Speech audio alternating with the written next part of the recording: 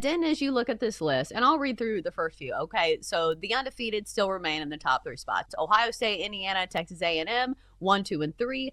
Georgia at 4 at 9 and 1. Texas Tech at 5.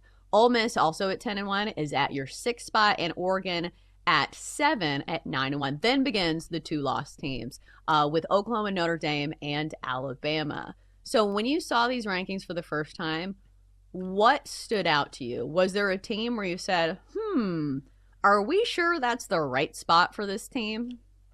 Yes, and that team was Notre Dame, and the team was Alabama.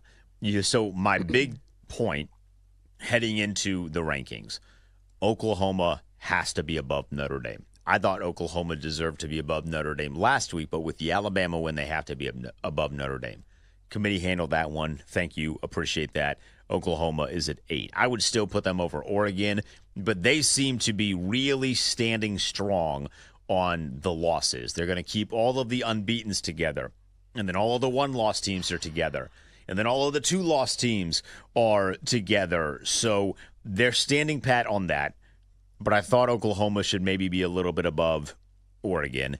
I think Alabama, in spite of the fact that they just lost to Oklahoma, still has a better resume than Notre Dame. And the balance of eye test and actual metrics seems to be a little out of whack, but it also feels like they're putting a little too much emphasis, Chelsea, on not the losses, but the losses, right? Because Notre Dame is being judged incredibly highly on the fact that they lost to 2 good teams, and everybody else is being dogged because they did not lose to 2 good teams. But then it gets really weird because Oregon is above Oklahoma because they beat Penn State when Penn State was good, even though Penn State is not good now. But you're still judging Alabama off of losing to Florida State, which is not a good loss now. But at the time, it was a good loss because Florida State then was a highly ranked team for the next couple of weeks. So there's so many logical flaws in the way that they are judging one team versus another that had my head spinning drastically last night. Yeah, if you look at Notre Dame, like if wins were the biggest thing, Notre Dame has 2 top 25 wins. They have a win over number 15 USC, and they lost to Texas A&M. So they have 1 top 25 win. Like, that does not compute in my brain. Because you look at Alabama, and I think they have 4 or 5 top 25 wins. And they also play in the SEC, where the schedule is obviously stronger. And they didn't even get the weak SEC schedule that some of these other SEC teams have had the pleasure of having. Like, they had to face Georgia, and they beat them. They played LSU. I know LSU's having a down year. I know they played Oklahoma and lost that one. But still, they beat number 22 Missouri. They beat number 14 Vanderbilt. They beat number 4 Georgia. That is a pretty good resume of wins. And at the end of the day, it's wild to me that we are doing these mental gymnastics where losses matter more than the wins. Because if this was college basketball, like, don't they do it based on, like, their quality wins? Like, look at all these quad 1 different wins. It is. It's so different. And what has to be more excruciating for Alabama fans, this is a fan base that's been put through the ringer, right? But what has to be excruciating for them is you beat Georgia.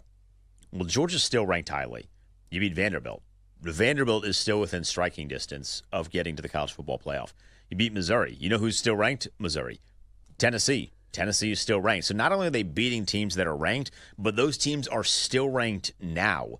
Whereas Notre Dame, they beat Pittsburgh. They beat up on Pittsburgh last week, but they beat them so bad that they're now out of the rankings. So they only that USC is basically that is what they are holding on to for dear life to say that we deserve to be a part of this. So when you stack quality wins against teams that still to the day are in the rankings, it just leaves me with a lot of confusion about how they fall behind Notre Dame.